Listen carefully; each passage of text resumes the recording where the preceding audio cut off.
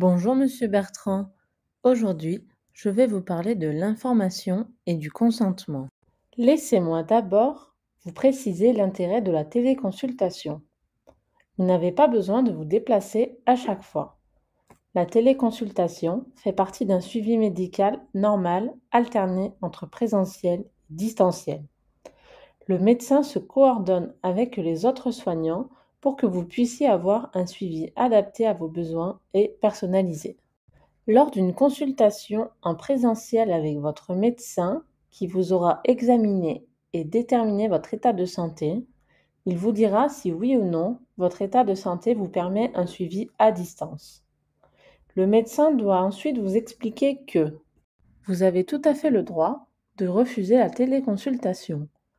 Dans ce cas, vous continuerez les consultations au sein de son cabinet. Pour consulter à distance, vous devez être équipé soit d'un ordinateur, soit d'une tablette munie d'une caméra.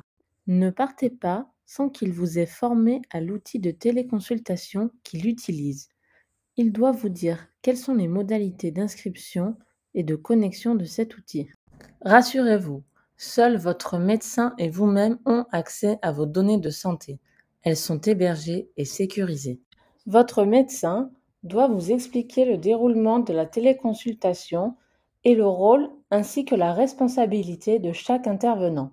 Lors de votre téléconsultation, vous pouvez demander à être accompagné par un professionnel de santé, tel qu'un pharmacien ou une infirmière, auprès de vous. Vous pouvez aussi choisir d'être accompagné par une personne de votre entourage. Je vous rappelle que pour une téléconsultation, il faut vous installer dans un lieu calme et confidentiel. Vous devez préparer à portée de main tous les documents nécessaires. Vous devez également être informé du coût de la téléconsultation. Il faut savoir que la téléconsultation est prise en charge par la Sécurité sociale au même titre que les consultations en cabinet. Pour prendre rendez-vous en téléconsultation, vous pouvez soit appeler le secrétariat du cabinet ou passer par la plateforme de prise de rendez-vous du médecin.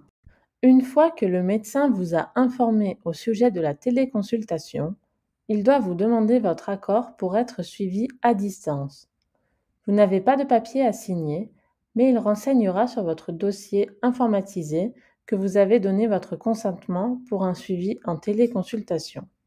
Pour récapituler, si votre état de santé vous permet d'être suivi à distance par votre médecin traitant ou un médecin que vous ne connaissez pas, il doit vous informer du déroulé de la téléconsultation, du rôle des acteurs et de leurs responsabilités, de l'outil utilisé et de ses caractéristiques, de la prise de rendez-vous et du coût d'une téléconsultation.